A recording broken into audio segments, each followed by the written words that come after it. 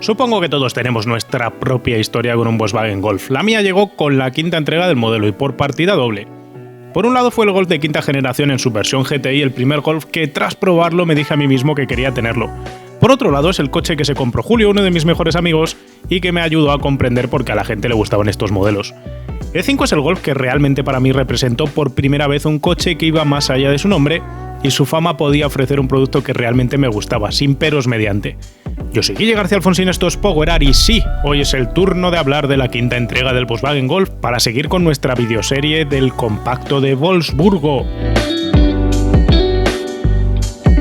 Pero primero vamos a hablar de la historia del modelo. Si el Golf 4 estrenó el sistema de plataformas, el Golf 5 lo llevó un pasito más allá, extendiendo la cantidad de modelos variables que se iban a montar sobre la plataforma PQ35 que estrenaba el modelo y también extendiendo la capacidad técnica de la base del coche. En parte, todo este cambio de paradigma es obra de un coche de la competencia, el Ford Focus. Se mire por donde se mire, un Focus de 1998 no tenía la calidad de interiores de un Golf, sus plásticos blanditos o sus ideas ingeniosas en el interior o su posición de conducción de piernas extendidas. Pero tenía algo que casi ningún modelo se había atrevido a introducir en el segmento, con la salvedad de los geniales Civic nipones, que era el puente trasero multibrazo. De pronto el Ford Focus había cambiado todo el paradigma de los coches compactos. Cualquiera que probase aquel modelo en aquellos años se daba cuenta de que era un coche completamente distinto a lo conocido en el segmento C. Y es que era un coche que era muy directo de dirección, muy preciso en las trazadas y al mismo tiempo muy cómodo, porque hasta entonces, cuando un coche montaba eje trasero torsional y lo querían hacer deportivo era rebotón atrás, y si se quería hacer cómodo entonces no era tan preciso en la guiada. El Focus consiguió combinar esos dos conceptos en un mismo coche y obligó a toda la competencia a recalibrarse. Este movimiento y el impacto en el mercado y en los clientes hizo que Volkswagen replantease por completo la nueva plataforma que estaba desarrollando para dar lugar al nuevo Golf. La conocida como PQ35 se convertiría en una plataforma mucho más modular que la PQ34 del Golf 4, pero sobre todo incluiría un nuevo sistema multibrazo trasero para la suspensión y nuevos motores de los que te hablaremos en un rato. Y no fue el único movimiento de mercado que cambió la estructura del segmento compacto en Europa. Se había empezado a atomizar una barbaridad. En vez de tener solo un coche compacto por cada gran fabricante, en el segmento C de repente empezamos a ver un montón de variantes mucho más grande de la que habíamos visto hasta ese momento. El principal protagonista en este movimiento había sido Renault con el Megane Scenic en 1996, creando la categoría de los monovolúmenes compactos que todos los fabricantes, grandes y pequeños, empezaron a tratar de copiar y a tratar de crear su propio modelo de nicho. Y esto también iba a obligar a Volkswagen a buscar la manera de maximizar las oportunidades que tenía con la plataforma del nuevo Golf 5 para crear más variantes a partir del modelo de base. Por eso la nueva familia Golf no iba a quedarse en las carrocerías de 3 y 5 puertas más el familiar y el Jetta Sedán. Esta vez, la familia PQ35 iba a recibir una versión monovolumen en la forma del Touran, un SUV en la forma del Tiguan con elementos del Passat y la variante monovolumenizada, el Golf Plus, así como el cabrio de techo rígido EOS. De todos os iremos hablando durante este episodio, pero vayamos al principio de las cosas. El primer modelo en estrenar la plataforma PQ35 sería el Volkswagen Touran, el primer monovolumen compacto de la compañía. Se ofrecía con versiones de 5 y 7 plazas y sería lanzado al mercado a principios de 2003. Y nos anticipaba muchos de los elementos estéticos y también elementos técnicos claves que íbamos a ver en el Golf de quinta generación apenas 8 meses después. Para ahorrar costes de ingeniería, el Touran además serviría para crear la nueva furgoneta Caddy con la que compartía muchas estampaciones y elementos. Pero eso no era óbice para que el Touran se convirtiese en un monovolumen con un rodar más refinado y preciso incluso que el de los Golf 4.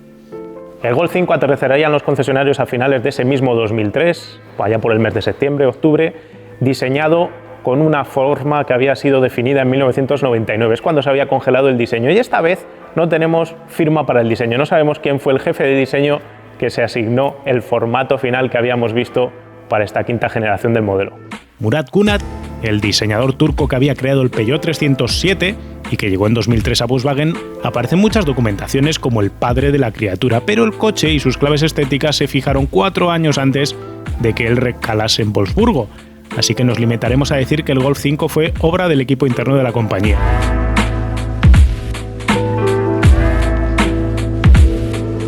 A nivel de estética el coche cambió una barbaridad, sobre todo en el frontal. Para empezar, se integraron dos tipos de morro, en función de la versión que te comprases. Podías tener una calandra y un paragolpes más convencional que separaba la parte inferior de la parte superior, y luego se puso de moda el uso de esta especie de single frame que había puesto de moda Audi dentro del propio grupo para integrar la toma de aire inferior con la propia calandra. Pero los protagonistas auténticos y lo que marcaba todo el diseño del coche eran los faros. Eran mucho más grandes que en las generaciones anteriores. Sí que es cierto que mantenían la forma de avellana que habíamos visto desde el Golf 3, pero integraban dos proyectores redondos muy grandes dentro que nos querían recordar de alguna manera los dobles grupos ópticos redondos del Golf MK1 y del MK2 en las versiones GTI, pero al ser tan grandes, como eran claramente más altos y además iban cortados con cierta mirada de cabreo, hacían que la calandra fuese más baja y se viese también un poquito más vertical. Así que era un coche que enfatizaba menos la horizontalidad, la anchura pura y dura que siempre había tenido el Golf, y lo separaba de esa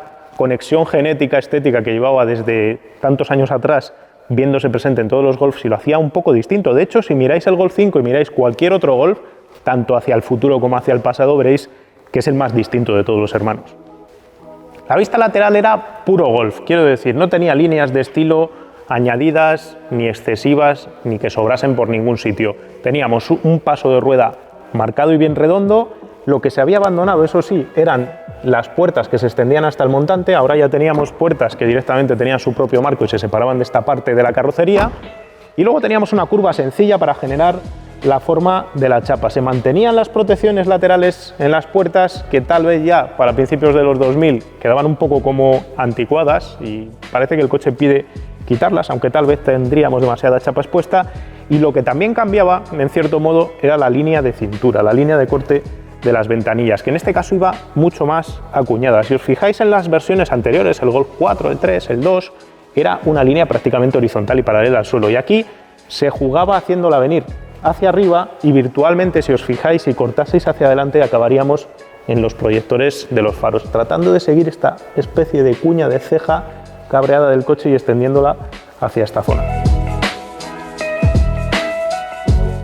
Toda la silueta estaba hecha como si fuera una especie de mazacote metálico gigante mecanizado que hacía que el coche fuera más sólido, en cierto modo más alemán, y si nos íbamos hacia el pilar C, en la versión de 3 puertas se generaba una especie de línea que tenemos aquí, que prácticamente no se ve, pero se puede tocar para hacer una especie de cadera sobre el paso de rueda trasero que acaba aterrizando en el piloto posterior. Tenemos el mismo pilar C súper gordo, tan típico de los Golfs, y luego tenemos una copia de la curva del portón trasero, como no podía ser de otra manera, y la contracurva solo estaría presente en las versiones de 5 puertas, ganando ya el guiño y haciendo una especie de homenaje al trabajo de Giugiaro, que va a colocar ahora Diego encima una carrocería de 5 puertas para que veamos ese corte y ese codo. El portón posterior antes se plegaba sobre el pilar C con la propia chapa. Aquí Volkswagen lo que hizo fue cambiar la idea de cómo tenía que ser el portón de un Golf. Cogió toda la luneta, hizo que fuera la luneta la que giraba. De esta manera se mejoraba la visión hacia atrás porque había más superficie de vidrio. Los pilotos seguían conservando una forma que podríamos tildar de Golf en cuanto a volumen y tamaño, pero se les había integrado una óptica que era redonda, con dobles círculos. Un diseño que se copiaría en el Passat, en el Polo, y en aquellos primeros años 2000 estaría muy presente en los modelos Volkswagen, para desaparecer luego totalmente, porque no veréis ningún otro Golf con ópticas redondas dentro del plafón. Todo el portón es muy liso, al mismo tiempo tienen integrada la propia manilla del portón posterior, que es el logo en vez de tener el tirador separado, y la parte inferior de paragolpes tenía una cosa que hubo a gente que le gustaba y a gente que no, que era la mitad inferior, que aquí ya está pintada en blanco, que iba pintada directamente en negro, no iba pintada, era plástico sin pintar. Y eso, cuando veías el coche, parecía que estaba por detrás sin terminar de acabar, como si tuviese el paragolpes de plástico sin pintar, de esos coches baratos de mediados de los 90. Pero había gente que le terminaba de gustar y gente que no, así que ahí os voy a dejar que opinéis vosotros mismos. El coche era más chulo, más llamativo que nunca, conservaba el funcionalismo de no tener elementos de diseño innecesarios y parecía un mazacote de metal mecanizado, sólido, robusto, pero al mismo tiempo introducía dinamismo. Al menos eso es como lo veía yo en su momento y lo sigo viendo así. De hecho, voy a decir una barbaridad, que podéis replicar en los comentarios si queréis. Para mí es el Golf más chulo de todas las generaciones. Cuando salió este coche al mercado, mucho se habló de la calidad de los plásticos y se empezó a comparar con cómo era el Golf 4 respecto al Golf 5, como si este coche hubiera sido un salto hacia atrás en las calidades de los materiales. Se hablaba por entonces que el hecho de incorporar el sistema de suspensión trasera independiente, que era más caro de fabricar, había hecho que Volkswagen buscase ahorrarse dinero en otras cosas, pues por ejemplo como los materiales interiores. Pero os voy a decir una cosa, estos coches, y lo vais a ver ahora mismo con la cámara, han envejecido mucho mejor de lo que envejecieron los Golf 4. El uso de esos plásticos ultra blandos y texturizados que tenía el Golf 4 hizo que con el paso del tiempo, y lo visteis en la entrega pasada, los ajustes y los tactos ya no fuesen tan buenos ahora mismo en el año 2020 como han envejecido estos coches. Estos coches son mucho más sólidos y me recuerdan, en cierto modo, me lo va a permitir Volkswagen que lo diga, a cómo envejece un Subaru, por ejemplo. Lo único que se tendía a pegar bastante, y eso sí que es cierto, era el cuero del propio volante y algunos de los elementos como los elevalunas o el mando de las luces que se tenían que sustituir si se te empezaba a levantar el acabado negro que tenían encima. A mí en lo personal, como os digo, me parece que está bien ejecutado y sobre todo me parece que está conseguido, sobre todo a nivel de ergonomía, porque tenemos mandos de climatización de ruleta, mando rotativo para las luces, tenemos además un sistema de infoentretenimiento que ya empezaba a ser un doble DIN completamente integrado con sus partes táctiles, depende de la versión que te compraras, tenías una pantalla a todo color, una posición de conducción multirregulable totalmente perfecta y totalmente Golf, como venía siendo habitual desde la primera generación, tratando de buscar ese asiento parecido al BMW Serie 3, con las piernas estiradas y yendo bajito, pedales muy bien colocados, además el acelerador articulado en la parte inferior tipo órgano para poder hacer mejor punta tacón y conducir de manera más relajada, al pomo del cambio cerquita del volante relativamente, con recorridos que habían sido también mejorados respecto a la versión anterior, así que en las plazas delanteras realmente no tenías ninguna pega y sobre todo cuando lo comparabas con un Astra, con un Focus de su época, este coche daba una sensación un poquito por encima, aunque ya os digo, la gente en aquel momento, los probadores, dijesen que parecía que había sido un salto hacia atrás respecto al Golf 4.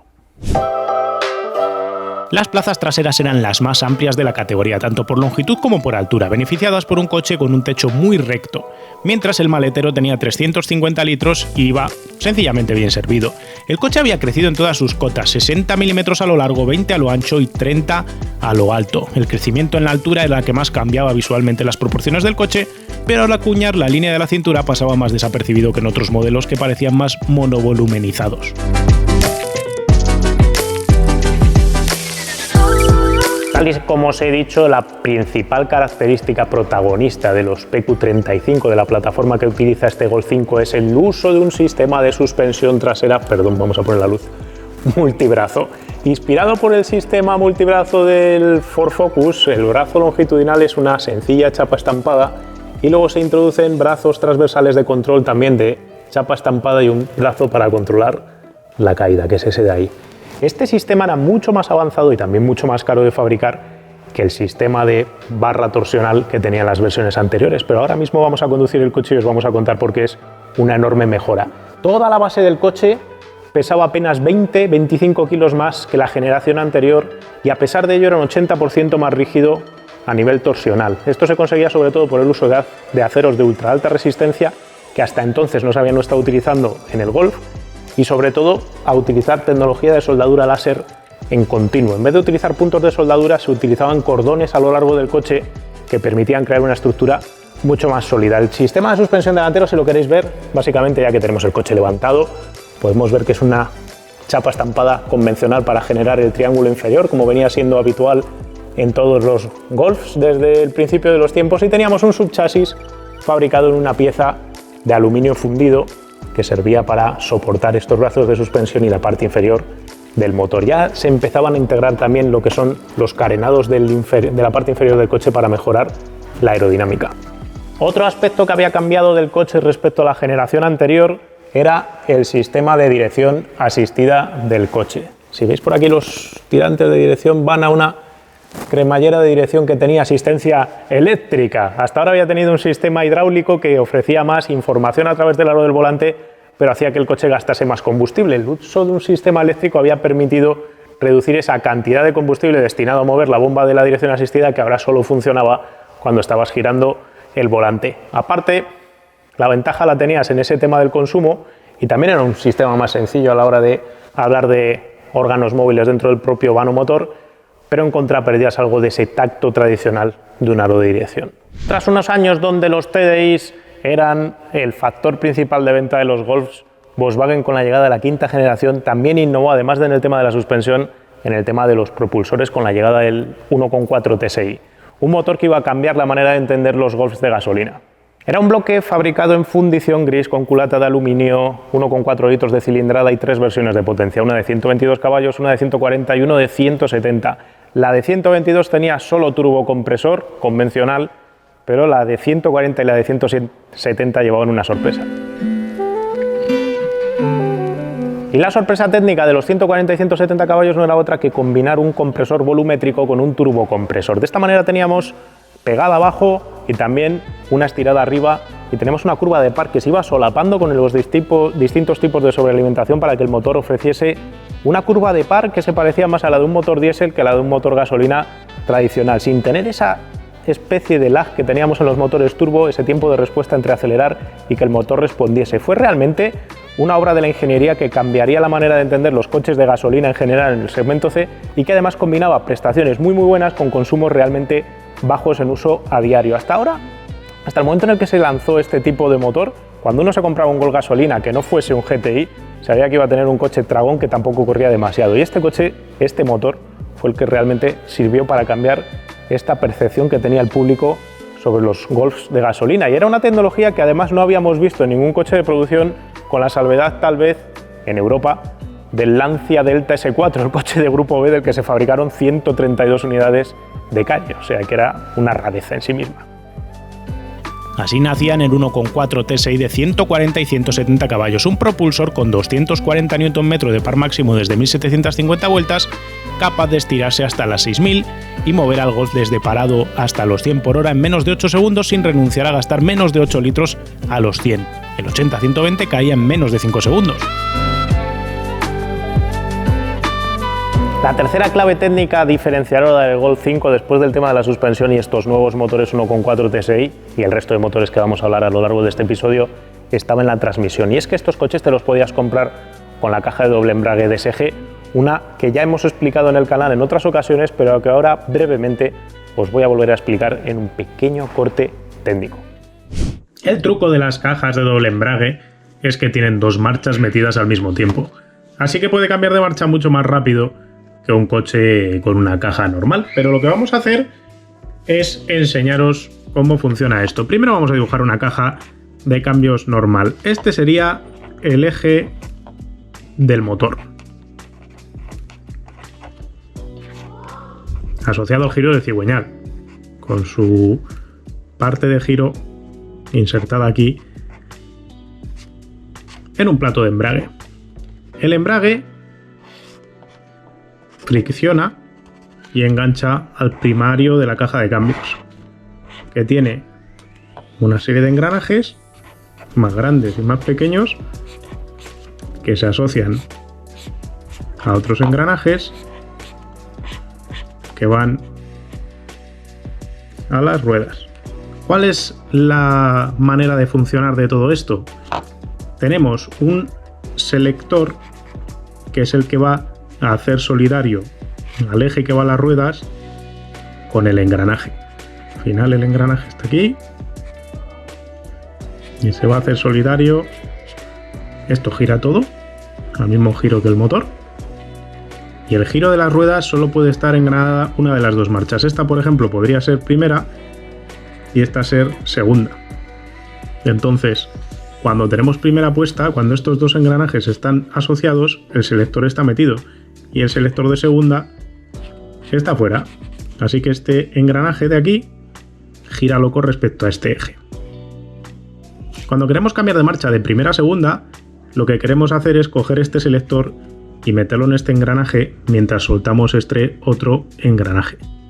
De esa manera pasaremos de tener las ruedas solidarias a primera para tenerlas solidarias a segunda. Para poder hacer eso, tenemos que parar el acople con el motor para permitir que el motor cambie de revoluciones en un cambio de marchas. De esta manera lo que hacemos es soltar el embrague, movemos este selector hacia afuera, movemos este selector hacia adentro, y entonces tendremos el par ya a través de la segunda velocidad. cuando antes lo teníamos así. ¿Qué ocurre? Que perdemos tiempo, porque hay que soltar el embrague, mover el desplazable para quitar una marcha, meter el otro desplazable para meter la marcha y por último volver a apretar el embrague. Esos son 4 fases, 4 movimientos, vamos a decir, y eso nos lleva tiempo. ¿Cuál es el arreglo que nos hace la caja de doble embrague? Uno bastante fácil de entender. Tenemos un eje que va al motor, como antes, esto es igual que antes, pero en lugar de tener solo un embrague, tenemos 2 embragues. El primer embrague tiene un eje y tiene una serie de engranajes que son solidarios. Y el segundo embrague va por fuera de este eje, son 2 ejes, uno introducido a través del otro, y aquí hay otro engranaje. En este caso tenemos asociada una marcha y otra marcha, y este sería el primario, y este secundario va a las ruedas. ¿Cuál es el truco de todo esto? Cuando el embrague principal, el primero, está agarrado, podemos tener enganchada esta velocidad. Vamos a pensar que esto es segunda, por ejemplo, y esto es primera, por decir algo, y podemos también tener el selector metido en primera. Y dirás, vale, están entonces enganchadas la primera y la segunda, ¿correcto? El truco está en que el par pasa a través del eje del motor, a través del primer embrague, y de este primer embrague se mueve este eje, va a través de este engranaje y va a las ruedas. Cuando queremos cambiar de marcha, ¿qué hay que hacer? Bueno, pues es muy sencillo. Le damos a un interruptor. El interruptor lo que hace es soltar este primer embrague y a la vez enganchar el segundo embrague. Y al enganchar el segundo embrague, lo que va a hacer es liberar el primero y el par va a pasar a través de el embrague externo que agarra al otro engranaje, y este engranaje va a enviar el par a las ruedas. Realmente, solo con un movimiento o 2 movimientos, si queréis ver que un embrague se suelta y el otro se aprieta, con 2 movimientos conseguimos el cambio. De esta manera nos ahorramos tener que mover los selectores cuando le damos a la leva de cambio. Obviamente, si queremos elegir una marcha de las que no están preseleccionadas, va a haber ese desplazamiento del selector hacia adelante o hacia atrás, pero normalmente, si estamos subiendo de revoluciones, el coche ya va a preseleccionar la siguiente marcha ideal, si va a ser una marcha superior o una marcha inferior. Así de sencillo es. Luego la ejecución de tener 2 ejes coaxiales y todo esto es bastante más compleja.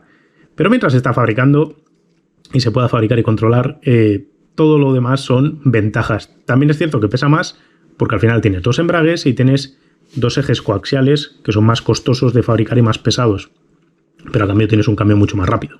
En todo caso, para saber más, solo tenéis que coger y ver el vídeo de la caja DSG que hicimos en el canal hace algún tiempo.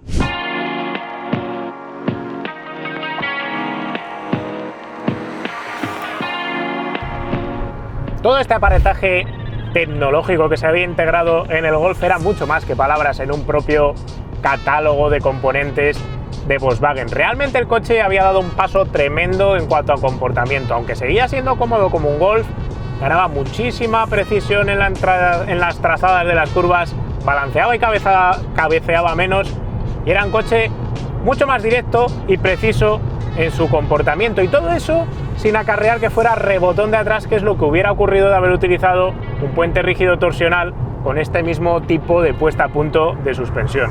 Además, en las versiones GT que se habían creado justo para este coche, con el motor de 140 caballos TSI, con el 170 o con los diésel, podías contar con un tren de rodaje deportivo que, sin llegar a ser el acabado de un GTI, sí que era un poco más duro y hacía que el coche se comportase de una manera más deportiva. No llegaba a ser tan directo o tan crítico como un Focus a la hora de tirarse a las curvas, pero sí que era mucho más reactivo que lo que era el Golf 4, así que era un coche que tenía un tacto más deportivo, con una puesta a punto muy conseguida a la hora de tragarse los baches en medio de las trazadas, en medio de los apoyos.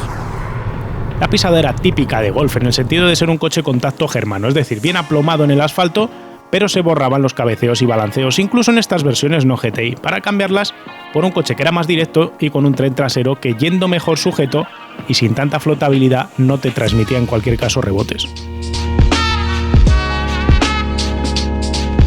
La dirección eléctrica era más dura cuanto más rápido ibas, tenía esa cantidad de asistencia variable, y en aquel momento me pareció que era una especie de pérdida respecto a una dirección hidráulica donde tenías un poco más de feedback, porque aquí ya no había kickback en la dirección cuando estabas derrapando las ruedas delanteras al salir de una curva, te faltaba algo de información. Pero ahora, con el paso del tiempo y ahora que se han puesto de moda todas las direcciones eléctricas, lo que os tengo que decir es que el aro del volante se siente como en un coche moderno, tal cual. Está claro que la hidráulica del Golf 4, concretamente la del R32, me parecía un poco más interesante, pero no le saco pegas a esta.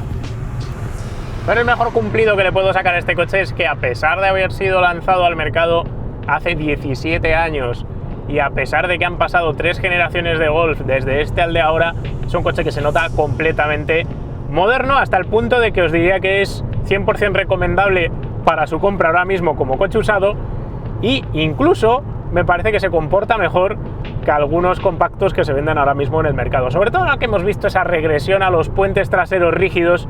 Cuando te montas en un Golf 5 con su elaborado puente trasero multibrazo, con su talado en estos GTs más durete y con su dirección que es relativamente rápida y quiere entrar en las curvas, la verdad es que me da mejores sensaciones que unos cuantos compactos que se venden ahora mismo nuevos en el mercado, con la ventaja de que ergonómicamente, tema de climatización, tema de luces y tal, está más conseguido, me parece que está mejor resuelto, y puedes instalarle un sistema de infoentretenimiento y tener la misma pantallita que tienes en un coche moderno actual, así que pocas cosas te separan de un coche de 2020, quitando el tema de la asistencia para mantenerte en medio del carril y el control de crucero adaptativo. Quitando esos dos aspectos, todo el resto de elementos son los de un coche ya 100% moderno, que perfectamente se podría seguir vendiendo ahora mismo, en 2020.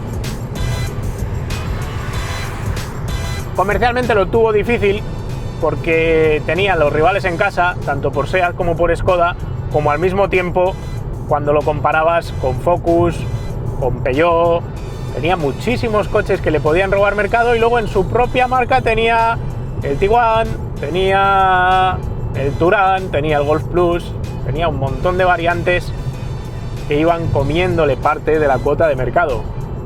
La competencia era feroz, pero Volkswagen supo establecer la base del 5 como un coche que no era tan directo como un Focus, pero sí estaba mejor aislado y era algo más cómodo. Solo el Mazda 3 jugaba con cartas similares en el mercado, pero no era un Golf. El motor 1.4 TSI de sobrealimentación doble es una auténtica pasada.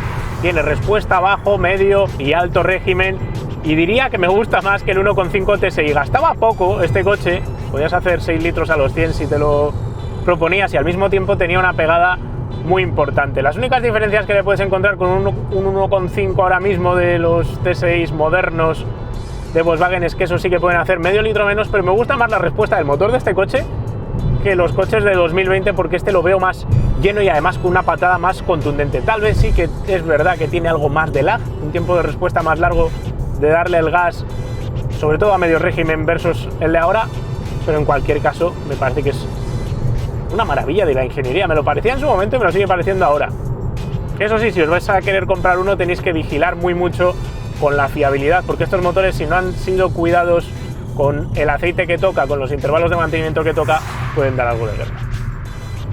En su momento decían mis amigos de Kilómetro 77 que el Golf 5 tenía todo bien, menos el tema de la climatización, que les parecía algo escasa en potencia. Yo eso no lo he podido juzgar, porque siempre que he conducido Golf 5 ha sido en condiciones donde no necesitaba una calefacción extrema o un aire acondicionado extremo, pero quería dejaros este detalle ahí apuntado por si os parece interesante.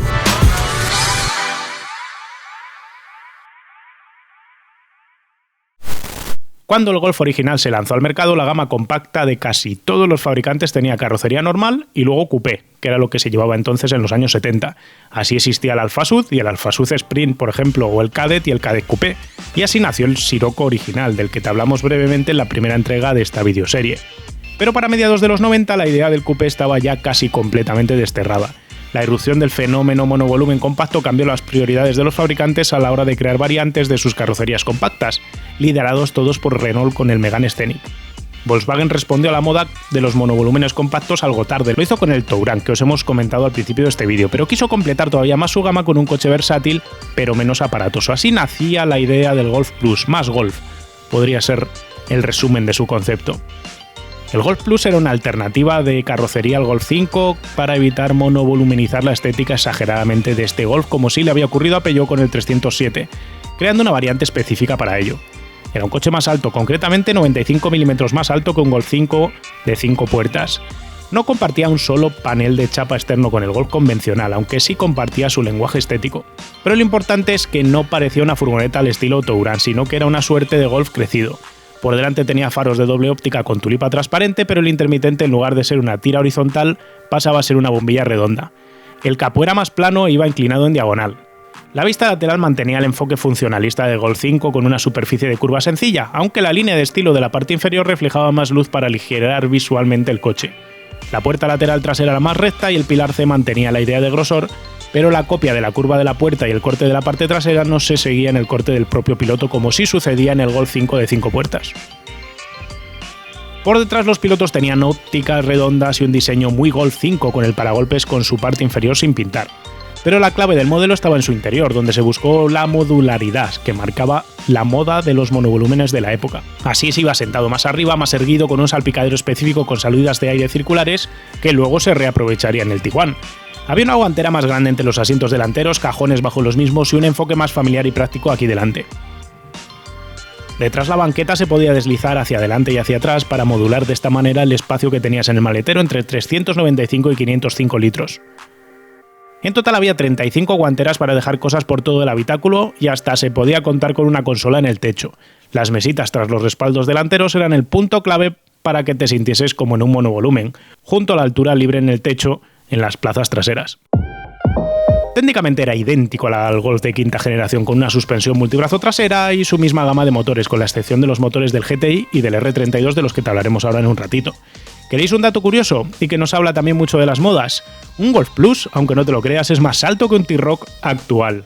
En cierto modo, el T-Roc lo sustituye en la gama, cosas de las modas. Ahora ya no nos gustan los monovolúmenes, nos gustan los SUVs. En marcha con un centro de gravedad más alto y un espíritu más tranquilo, el Golf Plus recibió dos cambios técnicos importantes respecto al Golf convencional. Se permitió más recorrido en la suspensión y al mismo tiempo se endurecieron las estabilizadoras para compensar el extra de altura del centro de gravedad y evitar así en parte el balanceo exagerado de la carrocería. El coche se podía comprar además con una suspensión deportiva opcional algo más rígida por si buscabas más ese perfil de conducción que una conducción tranquilota, que tal vez es lo que pedía un monovolumen. Sea como fuera, el Golf Plus seguía las tendencias marcadas por el Golf 5, con un compromiso casi perfecto entre paso por curva y capacidad de tragarse baches sin incomodar a los presentes. También compartía el problema de la dirección asistida un pelo más ligera de lo que nos gustaría. Dejaba para el Altea o el C-Max un comportamiento más deportivo, pero quitando esos dos atletas concretos, era capaz de ofrecer una pisada mucho más madura y elaborada que cualquier otro sub del segmento C, como podía ser la propia Megane Scenic de Renault. Además, gracias a ser más bajo y ligero que un Touran, no acarreaba los problemas dinámicos que sí tenía aquel. La cuestión abierta era si había mercado para este tipo de coche. A fin de cuentas, el extra de versatilidad respecto a un Golf convencional era ajustado y si necesitabas genuinamente más espacio, la opción era sí o sí la del Touran.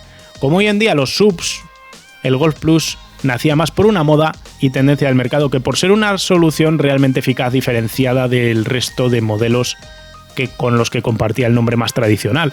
Eso sí, a los clientes a los que les encajaba y les gustaba, les enamoró. La aventura de las variantes del Golf no acaba aquí. El Plus recibiría una variante camperizada en forma del Cross Golf con protecciones plásticas negras y un extra de altura libre al suelo y llantas específicas para aproximarlo a una tendencia que estaba tomando fuerza. Pero no sería la única variante todoterrenizada de esta generación del Golf, ya que de esta misma base nacería el Tiguan, el primer subcompacto al uso de la firma, que tomaba el salpicadero de este Golf Plus, como te hemos dicho, y la plataforma del Golf 5 con brazos de suspensión de Volkswagen Passat.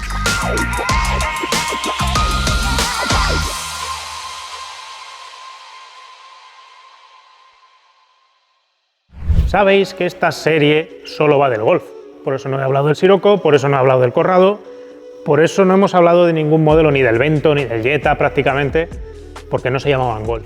Pero con el EOS vamos a hacer una excepción, y la vamos a hacer porque cuando llegó el momento del EOS, Volkswagen no tenía un Golf Cabrio, y el sucesor directo del Golf Cabrio, en cierta manera, es este coche. Y como no ha tenido tampoco luego hijos ni versiones descendientes, que luego se volvió al Golf Cabrio de techo de lona para la siguiente generación, hemos decidido que le íbamos a dedicar unos cuantos minutos para que lo conozcáis un poquito mejor.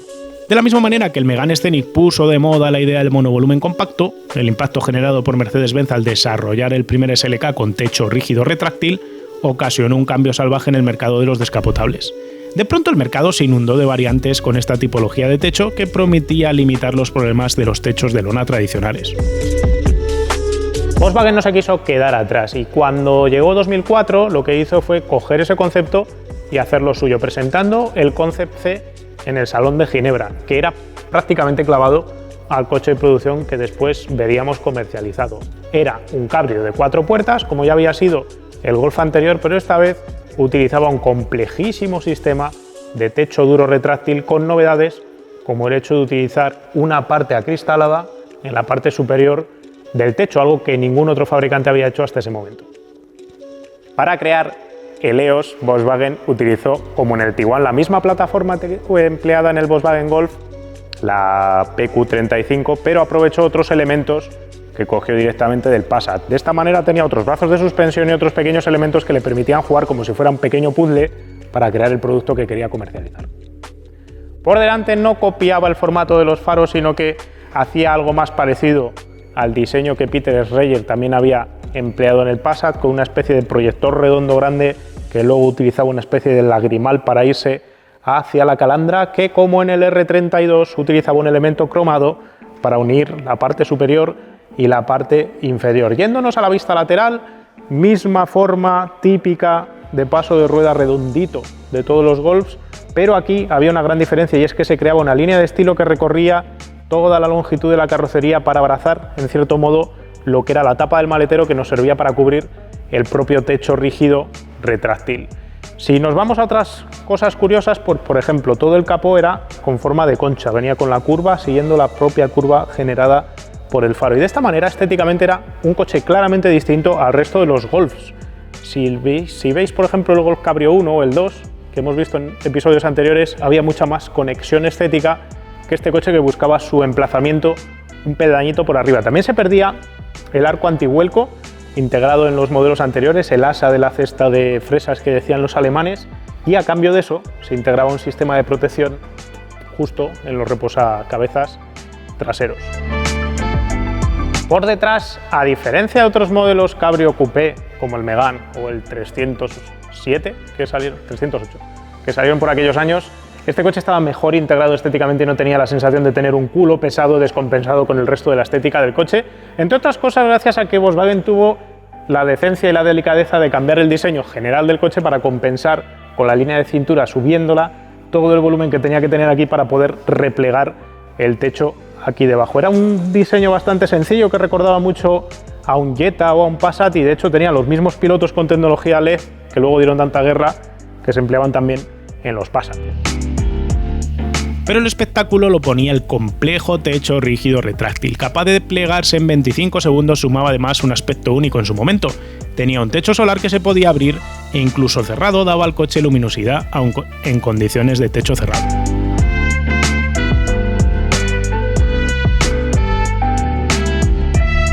La jugada teórica de Volkswagen con el EOS era una cosa bastante sencilla de comprender. Por un lado había sacado el Beetle Cabrio con techo de lona, y ese era el coche que quería comercializar en la zona de los 20-25.000 euros para un descapotable accesible, y el posicionamiento de EOS era superior, estaba por encima del sitio que había ocupado hasta entonces el Golf Cabrio con techo de lona.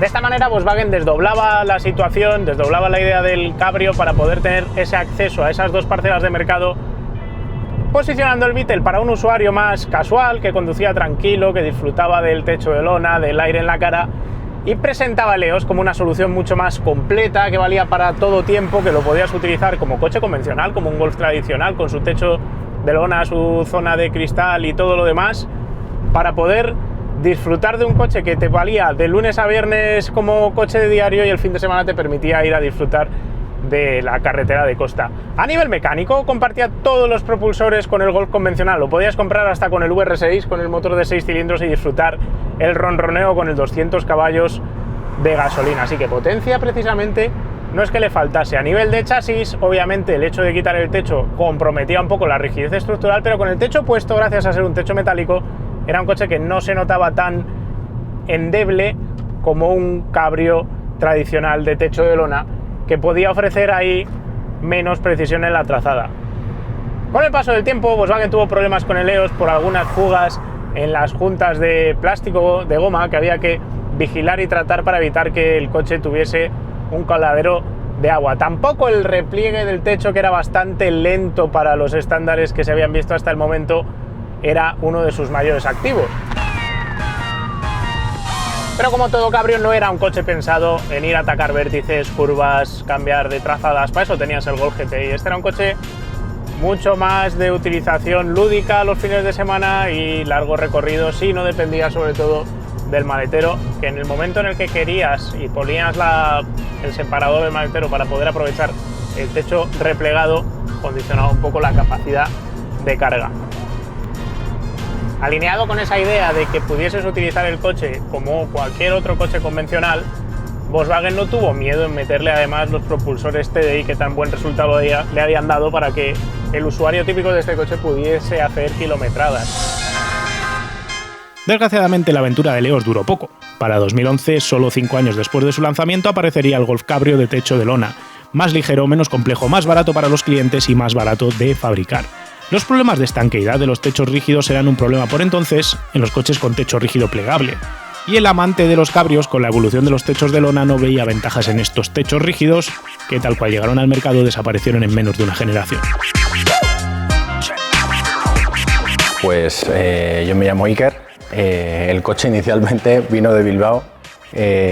La verdad es que no tenía tampoco pensado comprar este tipo de coche, pero bueno, surgió la oportunidad. Es un coche que tenía bastantes extras, tenía la parte del xenón, tenía la parte del cuero, y luego con respecto al techo era el único modelo que me daba la oportunidad no solo de descapotarlo, sino también tener un techo retráctil, un techo solar, y entonces esa doble función me llamó la atención, y al final entre una cosa y otra no me lo planteé y me lo compré. A ver, el coche tiene un motor diésel, entonces para hacer esos kilómetros efectivamente me viene bien. Realmente no me puedo comprar un gasolina por la cantidad de kilómetros que hago. Y bueno, es un coche cómodo para autovía, se nota. Al final los coches que tienen puertas sin marcos, y en concreto este además con el techo, pues es verdad que el ruido aerodinámico a altas velocidades quizás sea demasiado elevado y te pueden botar la cabeza cuando llevas un tiempo con él. Pero realmente es un coche cómodo para viajar. ¿Lo cambiarías por otra cosa? Ahora mismo no. Me gusta cuando tengo un coche aguantarlo durante mucho tiempo hasta que haga unos kilómetros. Es mi primer coche. Si fuera el segundo, quizá lo cambiaría por algo igual, pero con otro sonido, un 3200 V6 quizá, con un sonido mucho mejor. Pero no, de momento estoy contento con él.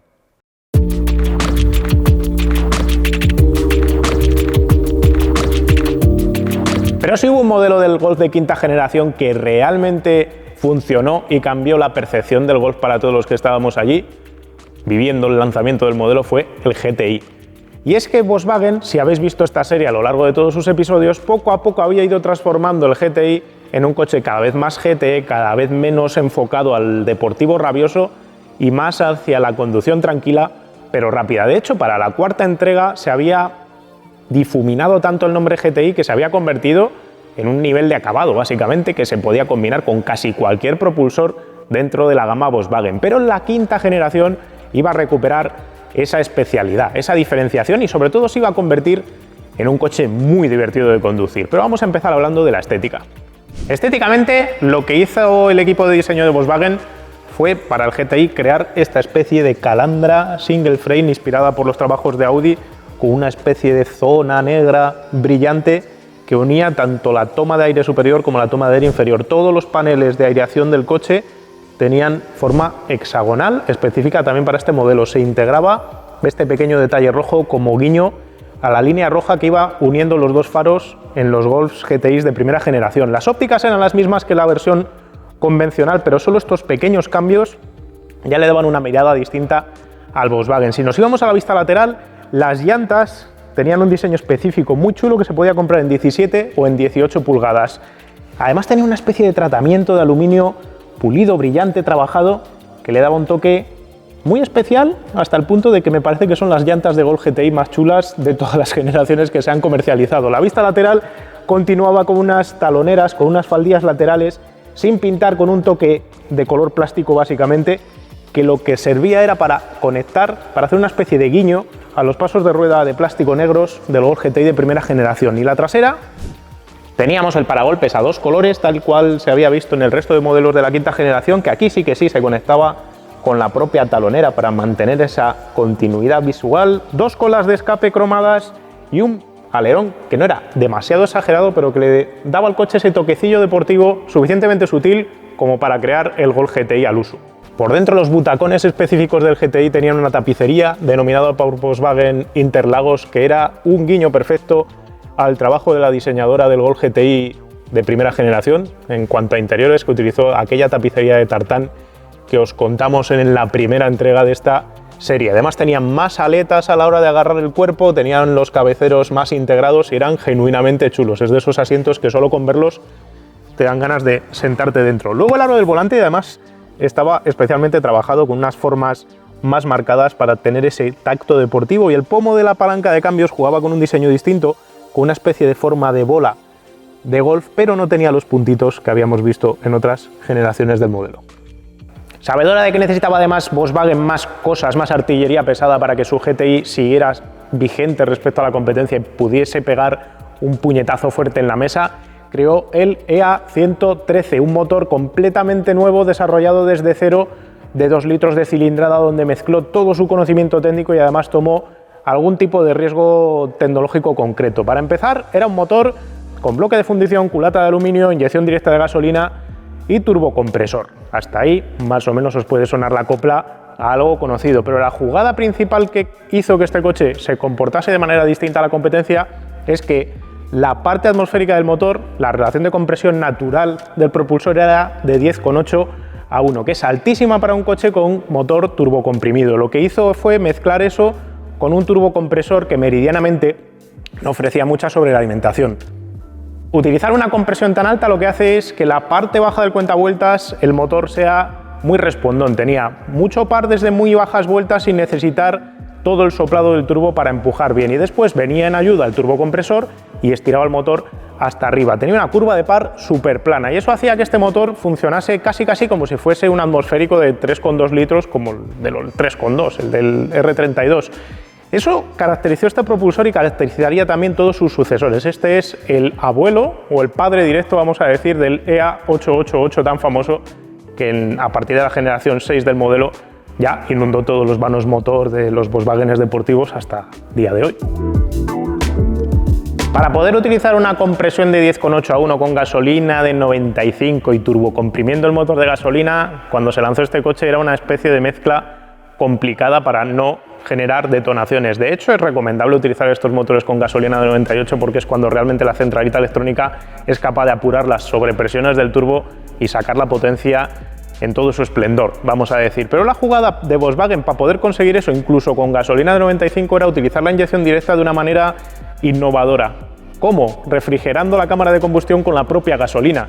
Es decir, este motor no utilizaba inyección directa para funcionar en mezcla pobre o ultra pobre y favorecer bajos consumos, sino que la utilizaba para que cuando entrase la gasolina dentro del cilindro refrigerase lo que era el propio pistón y la propia cámara de combustión, de manera que no se produjesen encendidos y detonaciones involuntarios. De esta manera se podía conseguir esa relación de compresión altísima mezclada con un turbo y sobre todo se conseguía esa respuesta del motor tan característica que ahora te vamos a comentar cuando estemos conduciendo el coche. no era el único agregado tecnológico. La caja de cambios podía ser una DSG en opción por 2.000 euros más. Una caja automática de doble embrague tan rápida que hacía el coche más rápido, más efectivo y al mismo tiempo también más usable en el día a día. Sumar esto a una carrocería con un sistema de tren trasero multibrazo, suspensiones más duras, frenos más gordos y una carrocería 15 milímetros más cerca del suelo, proponían que lo que nos íbamos a encontrar al volante nos iba a gustar. Y lo que te encontrabas cuando te montabas era un compacto genuinamente deportivo. Volkswagen estuvo cambiando la receta del GTI durante 4 generaciones.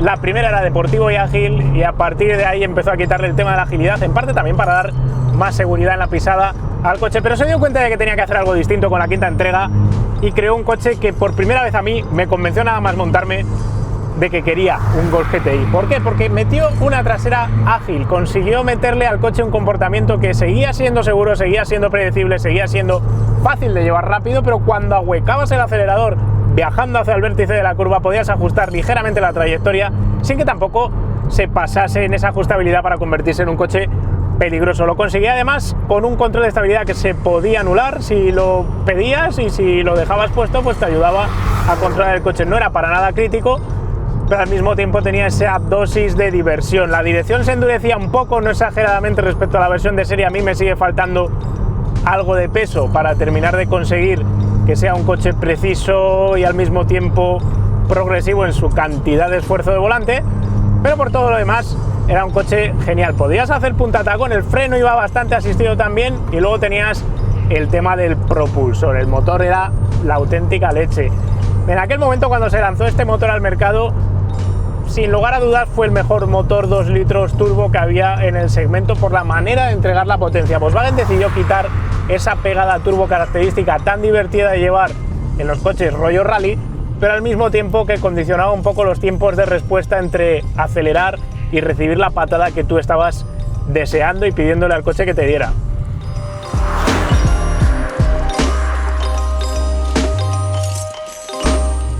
Se sacrificó por tanto esa especie de patada turbo para conseguir mucho más par durante toda la curva, una curva de par mucho más plana que hacía que el motor se comportase como si fuera un 3 litros de cilindrada. Era más entrega contundente durante todo el régimen del cuentavueltas y podías llegar a 7.000 revoluciones por minuto casi si se lo pedías. A 6.500 estaba la zona roja, así que podías seguir estirando y estirando y estirando el motor para sacar más partido, pero también si metías otra marcha tenías par pues desde las 2.000 revoluciones por minuto hasta la zona del corte. Fue el primer motor de combustión de gasolina con inyección directa de estos total, con una entrega completa que ahora prácticamente encontramos en todos los motores modernos de gasolina que se precien, en los de BMW, en los EA888 de Volkswagen, en todas las versiones, desde los de 245 hasta los de 300 caballos. Aquí, si acaso, el consumo con 10 litros a los 100 no era tan bajo como podías esperar en alguna de sus evoluciones siguientes, pero si comparabas este coche con lo que había en el mercado en aquel entonces de potencias similares, por ejemplo el 1008 Turbo que había llevado el León Cupra o el mismo Golf con 180 caballos o en la versión de 225 caballos más potente, este motor era mucho más lineal, mucho más fácil de aprovechar, mucho más agradable de conducir y también prácticamente 2-3 litros menos sediento yendo al mismo ritmo, que no estaba nada mal. Cifras: 80-120 en 4 segundos, un 0-100 en 7 y 230 por hora de punta, con un consumo medio que en el mundo real rara vez baja de los 10 litros, pero que estaba claramente por debajo de cualquier coche de similar pegada en aquel momento en el que se lanzó. Lo curioso es que con todas estas mejoras, especialmente si comprabas uno con cambio de doble embrague DSG, tenías un coche extremadamente divertido en carreteras de montaña, pero al mismo tiempo no renunciabas a tener un coche cómodo para usar en el día a día o en viajes largos, como siempre había sido con los Golf GTI. Pues bueno, hola, mi nombre es Alberto y soy propietario de este GTI, casi propietario del otro del GT porque es en realidad es de mi mujer, aunque he venido yo aquí a enseñarlo. Y bueno, yo este me lo compré en 2008, soy único propietario, me lo compré nuevo. Por aquel entonces yo estaba trabajando en Volkswagen, trabajaba de mecánico y bueno, la verdad es que cada vez que entraba uno en el taller o para hacer cualquier mantenimiento, o incluso los que se vendían nuevos, pues bueno, era un coche en el que me fijé bastante. Nunca he sido muy fan de la gama de Volkswagen Golf, pero bueno, sí que este Desde mi punto de vista cambió bastante, quizás por, no sé, por sus detalles, por su motor, por su estética, me gustó bastante y al final pues acabé comprando uno. Luego el GT, bueno, eso realmente había que preguntarle a mi mujer, pero ya respondo yo por ella. También lo compro nuevo. Ella por aquel entonces estaba mirando más Audi A3, pero bueno, sí que fue un modelo que salió hace poquito, este Golf con este motor, el GT, y le dije, bueno, pues pásate, échale un vistacito a ver qué te parece. Comparándolo con los precios del A3 estaba mejor de precio, incluso venía bastante mejor equipado y era un motor pues que la verdad es que gastaba muy poquito, era muy elástico, iba muy bien, en prestaciones se podía quizás asemejar bastante al GTI y acabó comprando uno. ¿Erais novios ya por entonces? Por aquel entonces éramos pareja, así que al año después tuve que el suyo lo compré en 2007, yo en 2008 y ahí había cierta rivalidad. Los dos coches los tienes impolutos, ¿a qué te dedicas para dejarlos así impolutos? ¿Cuánto tiempo gastas? Bueno, yo antes de trabajar de mecánico sí que empecé haciendo preentregas de vehículos, quizás preparándolos para su venta y eso, y quizás de ahí se me haya quedado un poco y bueno, la verdad es que sí que tampoco es que haya llegado a tener obsesión por tener así los coches, pero bueno, sí que es verdad que siempre me ha gustado tenerlos en buen estado, tanto de mecánica como de exterior y los dos coches es que siempre han sido tocados por mí, nunca han pasado por manos de nadie más, de mantenimiento, revisiones y todo eso, así que están en buen estado los dos. ¿Tenías alguna intención de venderlos? Ninguna. El GTI ninguna porque es un coche del 2008, este en concreto ya tiene 12 añitos, no me parece por supuesto ni un coche antiguo, tampoco es algo muy nuevo, pero realmente comparado con lo que hay hoy en día, sí que si lo comparas con GTIs actuales o Civic o Focus, pues evidentemente el salto de potencia sí que es algo que se vaya a notar, pero realmente no he hecho en falta algo como para decir, pues me gustaría tener algo más actual, tiene los suficientes extras o equipamientos, incluso sistemas de seguridad que se puede comparar con cualquier coche de hoy en día. Lo utilizo poquito y eso hace pues, que cada vez que lo coja, pues lo cojo con una sonrisa, me despierta todavía sensaciones y la verdad es que, no sé, quizás dentro de muchos años pues me gustaría ser uno de esos que lo llevan a concentración desde coches clásicos y todo eso, la verdad es que me gustaría conservarlo.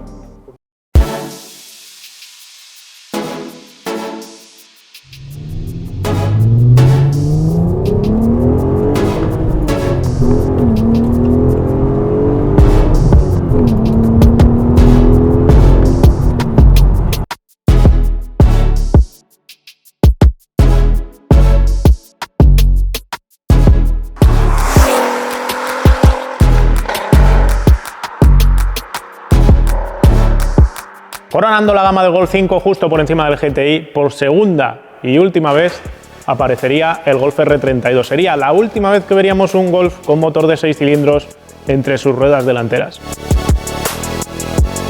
Estéticamente jugaba la misma baza del GTI con una calandra single frame metida en medio del paragolpes. Esta vez le habían metido una especie de acabado de aluminio encima que no deja de ser una pieza montada sobre el propio paragolpes que lo diferenciaba estéticamente. En cuanto lo veías por el retrovisor sabías que este coche tenía un motor de 6 cilindros. También las rejillas inferiores, si os fijáis, sobresalían más que las hexagonales que habíamos visto en el GTI. La calandra mantenía las lamas horizontales. Yéndonos hacia el lateral, el coche iba 5 milímetros más bajo, de serie este va un poquito más porque está modificado, iba 5 milímetros más bajo que el GTI, lo cual eran 20 milímetros más bajo que la versión convencional del Golf.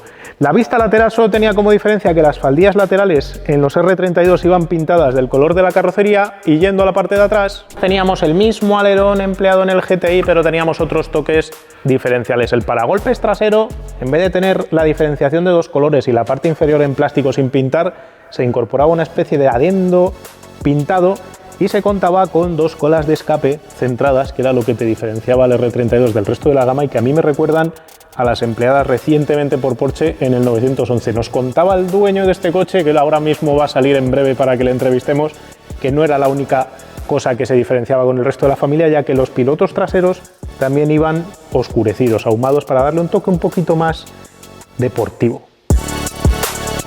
Por dentro había asientos semi-bucket específicos para la ocasión y poco más. Lo genial estaba debajo del capó delantero. Debajo del capó delantero teníamos la obra de la ingeniería de Volkswagen para los Golfs, el 3,2 litros de 6 cilindros en V estrecha, que ya os explicamos en el episodio anterior y en el anterior también, en el de la tercera generación, os explicamos de dónde venía esta idea de hacer un motor compacto de 6 cilindros. En esta ocasión otorgaba 250 caballos y te lo podías comprar asociado con una caja manual de 6 relaciones o con la DSG de doble embrague que ya había estado disponible en el R32 anterior.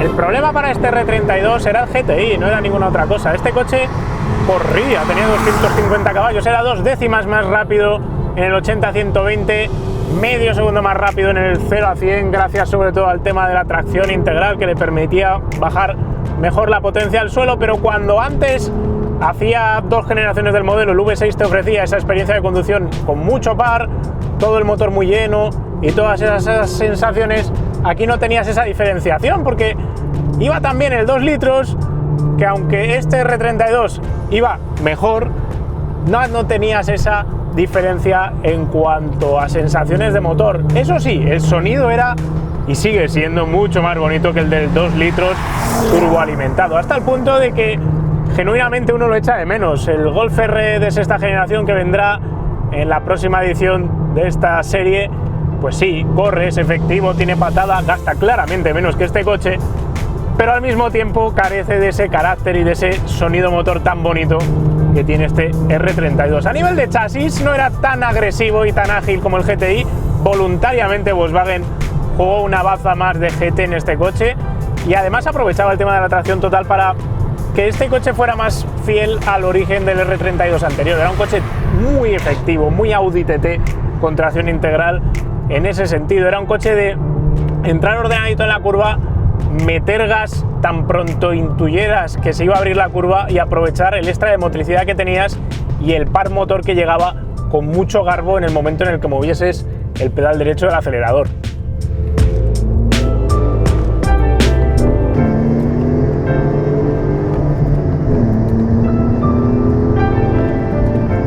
Y hemos perdido un poco esa capacidad de notar en el pie derecho cómo bajamos el par de un motor de 6 cilindros de más cilindrada de la que encontramos hoy en día en un compacto tradicional, deportivo. Nos hemos aficionado a los turbos, pero se echa de menos esta experiencia de conducción y además en este coche es el culmen de esa experiencia de conducción gracias a la mezcla en un mismo paquete de 6 cilindros y de un acabado interior muy cuidado, con toques de aluminio, con estas butacas, con este volante. El cuadro de instrumentos también es distinto a un Golf convencional. Todo ayuda a una experiencia de un coche que claramente calificaría de aspiracional, que en su momento no se vendió tanto, en parte por culpa de tener un hermano GTI tan bueno por 7.000 euros menos, pero al mismo tiempo ahora ves cómo se están moviendo los precios del mercado y te das cuenta de que la gente está empezando a apreciar por qué los R32 son tan especiales. Si me dieses a elegir, prefiero este R32 al primero, aunque el primero se haya fabricado en una serie bastante más limitada y eso haga que sea más exclusivo y esté un poquito más buscado, pero este coche se comporta de una manera un poco más madura en su pisada y me parece que está más conseguida la compensación entre cómo se pegan las ruedas al asfalto, cómo cambia de trazada y todo el resto de parámetros de agilidad. Eso sí, la dirección, asistida eléctrica en este caso, sigue pareciéndome un poco más ligera de lo que me gustaría. El R32 al final, el anterior, tenía un volante gordito y una dirección durita y aquí se perdió un poco de esa dureza para dar un poco más de confort. Esto es una auténtica máquina de ir al autobahn y viajar de Frankfurt a Berlín a toda pastilla sin pensar demasiado más allá que en el consumo de combustible, si es que tenías algún problema con la gasolina, porque estos coches eran claramente dragones.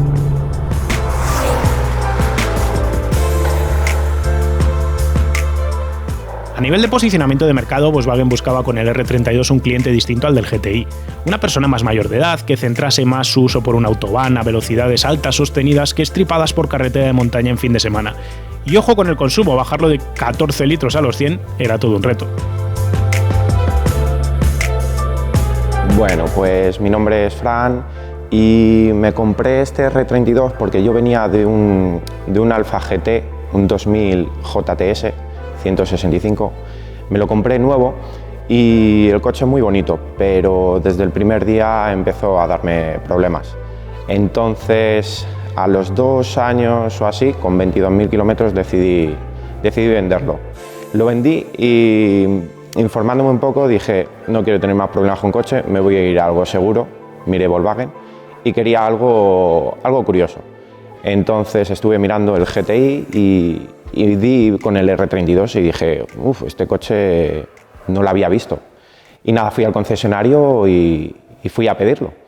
Curiosamente, el concesionario me quería meter un GTI por los ojos y yo le decía que no, que yo quería un R32. Entonces lo encargué y en el 2008, a finales de octubre, me lo dieron y nada, y aquí está. ¿Qué le has hecho al coche? Porque de serie no está. No, el coche principalmente le hice al principio, pasado el tiempo, le monté suspensión y escape Miltec.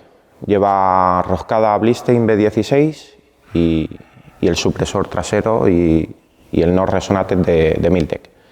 ¿Lo cambiarías por alguna cosa ahora que ya no hay Golf V6 y todo esto? Pues ese es el dilema, que la gente me pregunta y sinceramente con los motores que hay ahora, he tenido motores turbo y la esencia del V6 no la encuentro ahora mismo a no ser que sea en un coche de muy alta gama. Entonces estaría complicada la venta ahora mismo a no ser que la oferta se elevase mucho.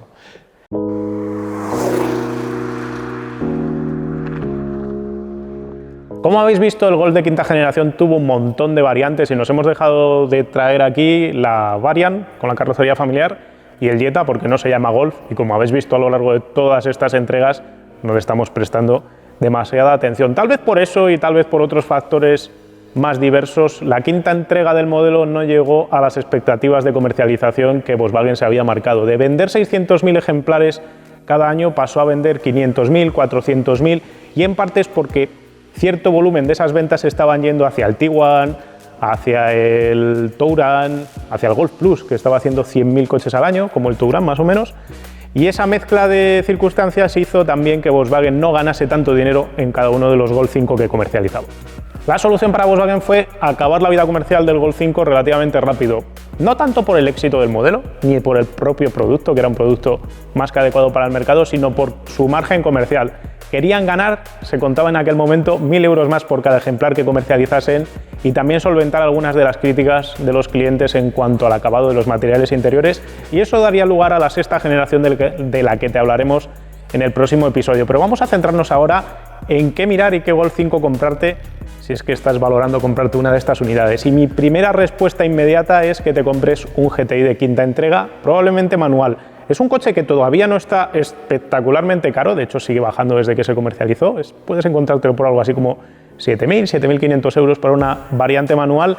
Y es un señor coche, es un coche que no le tiene envidia prácticamente nada de lo que se está comercializando hoy en día. Solo su potencia, los 200 caballos, pueden parecer un poquito menos de lo que te podrías encontrar en un Focus ST o en un Golf GTI de ahora que ya están en 245 caballos. Pero por comportamiento, por cómo se mueve de atrás, por finura de rodaje, por todos esos aspectos es un coche que se nota tremendamente actual. Sí que es cierto que el consumo con 10 litros, 11 litros a los 100 está por encima de lo que te hace un EA 888, que es capaz de combinar la misma potencia o más con menos sed, pero me parece que es uno de esos coches que no solo va a mantener el valor, sino que se va a convertir en un clásico coleccionable, siendo para mí el primer GTI desde la primera generación que auténticamente es un coche de culto por sus maneras de rodar.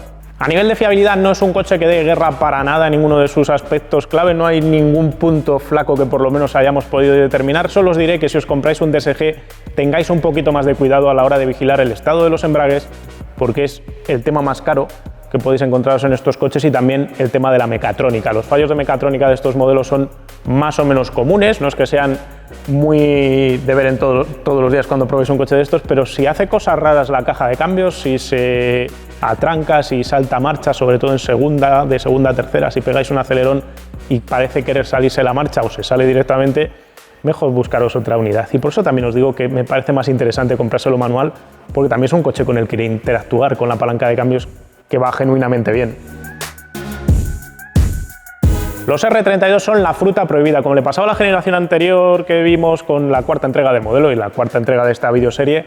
Son coches que están genuinamente caros a la hora de buscarlos en el mercado de segunda mano. Cuando se estuvo comercializando nuevo, la gente no tenía la percepción de que iba a ser el último Golf de 6 cilindros y por esa misma razón, aunque en aquel momento parecían caros respecto a un GTI, porque lo eran 7.000 euros más caros a la hora de comprar los nuevos que un GTI, la realidad es que ahora mismo en el mercado de segunda mano comprar uno por menos de 17.000 euros es realmente complicado. Una micropausa aquí. Puedes encontrar alguna unidad por 14-15.000 euros, pero cuando estuvimos mirando para hacer este documental no encontramos ninguna, lo hemos visto después.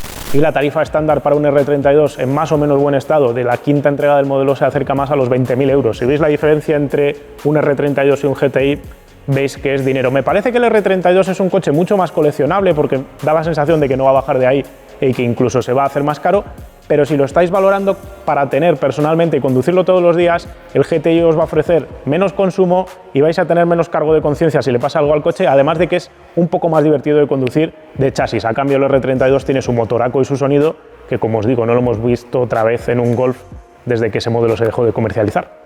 Del resto de la gama de variantes, es un coche que te podrías comprar para utilizar todos los días, especialmente el 1.4 TSI, sea con el motor de 140 o sea con la versión de 170 caballos. Como os decía hace un buen rato, es un coche completo que te permite utilizarlo todos los días y encima gasta genuinamente poco combustible. De hecho, no hay mucha diferencia entre un TSI 1.4 y los 150 caballos TSI que se venden actualmente.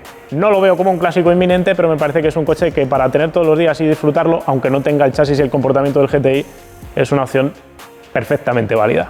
En fin, espero que os haya gustado esta quinta entrega de la serie, que vamos a continuar, como no quedaría de otra manera. Tenemos que acabar antes de finales de diciembre para llegar hasta la octava entrega del modelo. Si tenéis una experiencia con el Golf 5, estaré encantado de escucharla y leerla en los comentarios. Si tenéis alguna duda, dejádnoslo ahí también.